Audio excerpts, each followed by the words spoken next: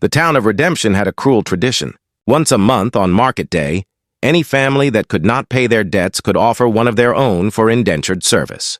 The person would be brought to the town square in a burlap sack, their identity hidden, and auctioned off to the highest bidder for a term of labor that would settle the debt. It was 1876, and the practice was legal if barbaric. Most people tried to look away when it happened, uncomfortable with the reminder of just how harsh frontier justice could be. On this particular August morning, a crowd had gathered in the dusty main street of Redemption. Word had spread that there would be an auction, and people were curious despite their discomfort. The auctioneer, a thin man named Silas Grant, stood on a wooden platform beside a large burlap sack that was moving slightly. "Folks," Silas called out, "we have here a member of the Morrison family, offered in settlement of a debt of $300 owed to the bank. The term of service is 2 years. Strong worker, can cook and clean. Let us start the bidding at $50. A few men called out bids, their voices showing more curiosity than genuine interest. The bidding climbed slowly to $120, then stalled. From the back of the crowd, a group of young men began to laugh and jeer. "What is in the sack, Silas, a hog? Maybe that is why they call her the beast in the sack." The cruel nickname caught on immediately, and soon others were laughing, repeating it. "The beast in the sack! Who would pay good money for that?" Inside the sack, the figure flinched at each taunt but remained silent. At the edge of the crowd stood a man who was not laughing. His name was Nathaniel Crow, though most people called him simply Crow. He was a giant of a man, standing nearly 6.5 feet tall with broad shoulders and hands that looked like they could break stone. He wore a brown duster coat and a dark hat, and his weathered face suggested he was in his late 30s. Crow had ridden into Redemption that morning looking for supplies, not expecting to witness something that would make his blood boil with anger. He watched the scene with growing disgust, particularly at the young men who were taunting someone who could not even defend themselves. "120 going once," Silas called out. "Going twice. $500, Crow's deep voice cut through the crowd. Everyone turned to stare at him. $500 was far more than anyone expected this auction to bring. "Did you say 500? Silas asked, clearly shocked. "I did," Crow confirmed, walking forward through the crowd that parted before him. "And I will settle the debt in cash today," the crowd murmured in surprise. Silas quickly recovered his composure. "Sold to Mr. Crow for $500. One of the young men who had been taunting called out, "You just bought yourself a beast, Crow. Hope you do not regret it." Crow turned slowly to face the young man. His expression was calm, but there was something in his eyes that made the youth take a step back. "I would be careful about calling anyone names when you do not know who they are or what they have been through. That kind of cruelty says more about you than it does about them." The young man shut his mouth and looked away. Crow paid Silas in cash, then approached the burlap sack. He knelt down beside it. "Ma'am, my name is Nathaniel Crow. I just purchased your term of service. I am going to remove this sack now. You have nothing to fear from me."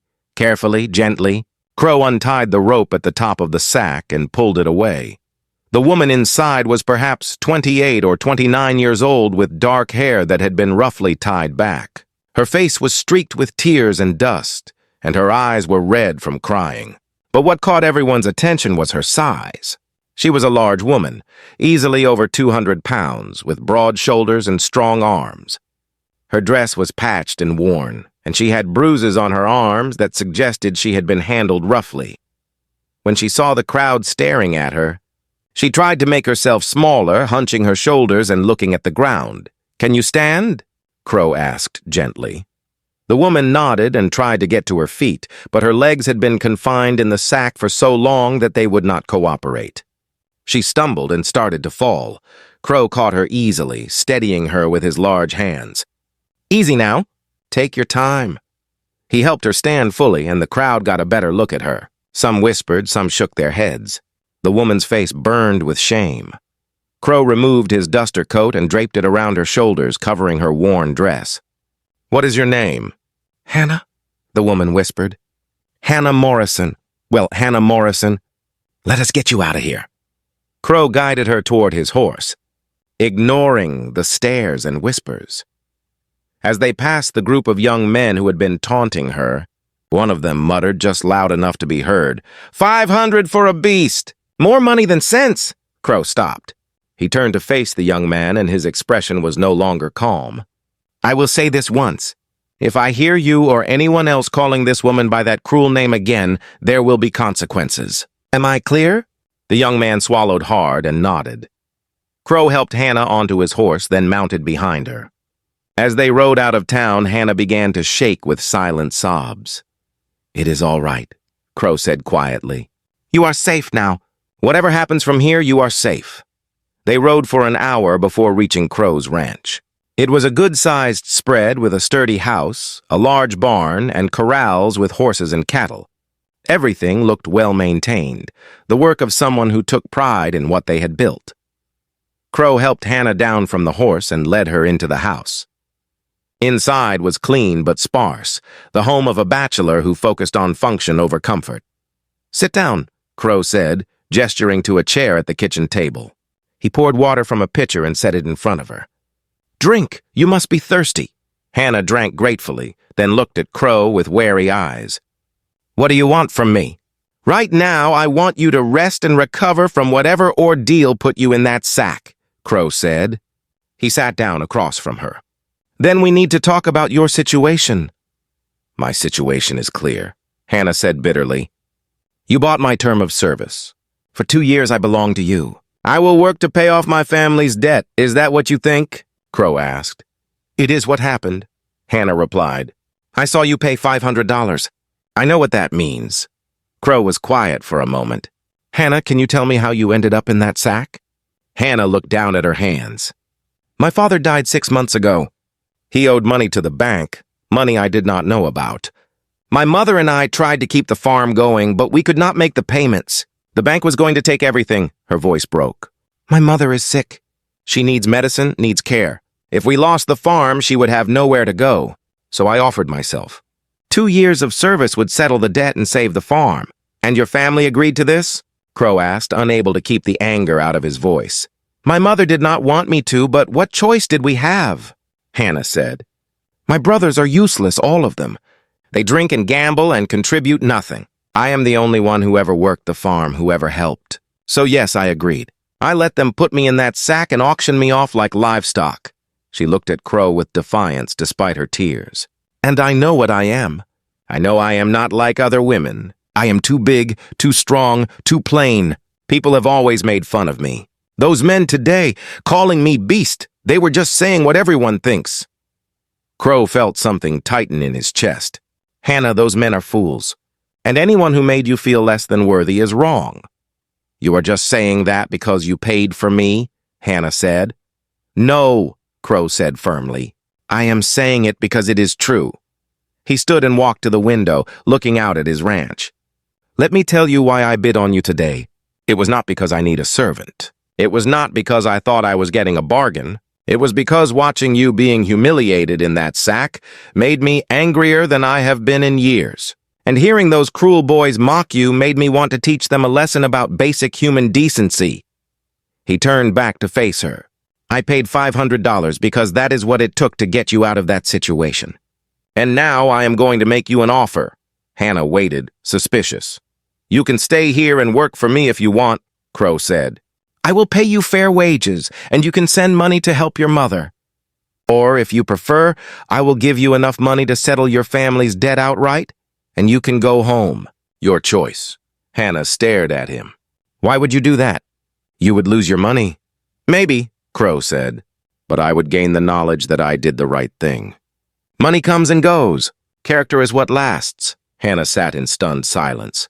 Finally, she said, "If I stay and work for you, what would you expect?" "Honest work for honest pay," Crow replied. "Cooking, housekeeping if you want, help around the ranch if you are able and willing. But Hannah, I want to be very clear. You would be an employee, not a servant. You would have your own room, your privacy respected. What happened in that town square, that was barbaric and wrong. It will not happen here." Hannah looked around the simple house, then back at Crow. "Can I think about it?" "Take all the time you need." Crow said. "In the meantime, you are welcome here as my guest." Over the following days, Hannah stayed at Crow's ranch and slowly began to relax. Crow was true to his word, treating her with respect and kindness. He gave her space, never pressed her, never made her feel uncomfortable. Hannah found herself helping around the house despite Crow's insistence that she rest. She cooked meals, discovering that Crow's pantry was well-stocked but underutilized. She cleaned and organized spaces that had been neglected, and gradually, she began to talk. She told Crow about her childhood, about always being bigger than other girls, about the teasing and rejection she had endured. She told him about her father, a weak man who had gambled away their security. She told him about her dreams of having her own land, her own life, free from the judgment of small-minded people. Crow, in turn, told her about his own past. He had been orphaned young and had grown up working on various ranches. His size had made him useful for hard labor, but it had also made him an outsider, someone people feared without knowing. He had saved for years to buy his own ranch, and now he lived alone, finding peace in the work and the land. "I understand what it is like to be judged for how you look," Crow said one evening as they sat on the porch. "People see a giant and they assume I am stupid or dangerous. They do not see the person inside." "That is exactly how I feel," Hannah said quietly. "People see my size and assume I am lazy or gluttonous or somehow less than. They do not see that I am strong because I have worked hard my whole life. They do not see that I am capable and intelligent." She looked at Crow. "You are the first person in a long time who has treated me like I have worth." "You have more than worth," Crow said. "Hannah, in the week you have been here, you have transformed this house. The meals you cook are better than anything I've ever tasted. The organization you have brought makes everything run smoother. You have a talent for making a place feel like a home." He paused. "But more than that, I enjoy your company. I enjoy talking with you. You are intelligent and funny and kind. Those qualities matter so much more than what you weigh or how tall you are." Hannah felt tears welling up. "Why are you being so kind to me?" "Because you deserve kindness," Crow said simply. A month after Hannah arrived at the ranch, 3 men rode up to the house. Crow recognized them immediately. Hannah's brothers, come to cause trouble. The oldest, a man named Jacob, dismounted and approached the porch where Crow and Hannah stood. "We have come for our sister." "Have you?" Crow said calmly. "The debt is settled. The term is complete," Jacob lied. "Time for Hannah to come home." "The term is 2 years and it has been 1 month," Crow said.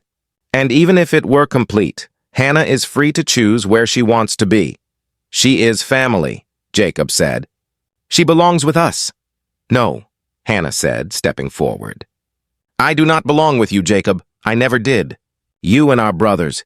You took everything I worked for, gambled away Papa's farm, and then you let them put me in a sack and auction me off to save your own skins." Her voice grew stronger. "Well, I am not coming back. Mr. Crow has treated me with more respect in 1 month than you did in my entire life. I am staying here." Jacob's face darkened. "You think you are too good for your family now? You think this giant is going to keep you? He will get tired of you soon enough, and then where will you be?" Crow stepped forward, and Jacob instinctively moved back. "You need to leave, now! Hannah has made her choice." "This is not over," Jacob spat. But he remounted his horse, and he and his brothers rode away. After they left, Hannah was shaking. "I am sorry you had to deal with that." "Do not apologize," Crow said. "You stood up for yourself. That took courage." He looked at her seriously. "Hannah, I need to tell you something. This past month, having you here, it has meant more to me than I expected. You have become important to me, not just as an employee or a guest, but as a person I care about." Hannah looked at him in surprise. "What are you saying?" "I am saying that I have feelings for you," Crow admitted. "Feelings that go beyond simple kindness or pity. I find myself looking forward to seeing you every morning. I enjoy our conversations. I admire your strength and your spirit." He took a breath. "I know this might sound strange. I know we have only known each other a month. But Hannah, I would like to court you properly, if you are willing." Hannah's eyes filled with tears. "Crow, look at me. Really look at me. I am not the kind of woman men court. I am the beast in the sack, remember? Crow stepped closer and gently took her hands. You are Hannah Morrison. You are strong and capable and beautiful in ways that matter. And if anyone ever calls you that cruel name again in my hearing, they will regret it. You really see me that way? Hannah whispered. I see you exactly as you are, Crow said. A woman of worth and dignity. A woman I would be honored to know better. Hannah looked into his eyes and saw nothing but sincerity. Yes, I would like that. Their courtship was unlike any Hannah had ever imagined. Crow treated her with a respect and affection she had never experienced. He listened when she talked. He valued her opinions. He never tried to make her feel small or less than. For his part, Crow found in Hannah a partner he had never expected to find. She was his equal in ways that mattered, strong enough to work beside him, intelligent enough to challenge him, kind enough to soften his rough edges. 6 months after they met, Crow asked Hannah to marry him. It was a simple proposal made on the porch where they had spent so many evenings talking. Hannah, you came into my life in a terrible way, but you have become the best part of it. Will you marry me? Not out of obligation or convenience, but because I love you and want to spend my life with you. Yes, Hannah said without hesitation. Yes, I will marry you. They were married in the small church in Redemption. Many of the townspeople attended, including some who had watched Hannah's humiliation in the town square months earlier. But this time they saw her standing tall beside a man who clearly adored her, wearing a beautiful dress she had made herself, smiling with genuine happiness. After the ceremony, as they stood in the church doorway greeting well-wishers, they overheard 2 of the young men who had taunted Hannah that day. I cannot believe someone married the beast in the sack, one muttered. Before Crow could react, Hannah stepped forward. Her voice was clear and strong. My name is Hannah Crow. I am not a beast. I am a woman who was treated cruelly by people who should have known better. But I survived it, and I found someone who sees my worth. Can you say the same? The young men had the grace to look ashamed. One of them, to his credit, said, You are right. We were cruel. I am sorry. Hannah nodded, accepting the apology, then took Crow's arm and walked with him to begin their new life. Years later, the Crow Ranch became known as one of the most successful and well-run operations in the territory. Hannah and Crow worked side by side, equal partners in everything. They had 3 children, all of whom grew up knowing they were valued for who they were, not what they looked like. Hannah never forgot the day she was called the beast in the sack, but she no longer let it define her. Instead, she remembered it as the day she met the man who would see past the cruelty to the person she truly was. And Crow never regretted paying $500 for a woman in a sack, because inside that sack was not a beast, but his heart, his partner, his equal, and the love of his life. If this story touched your heart, please like, share, and subscribe for more tales of dignity, redemption, and finding love beyond appearances. Comment below about what this story meant to you. Thank you for being part of our community and for believing in stories that celebrate seeing the true worth in every person.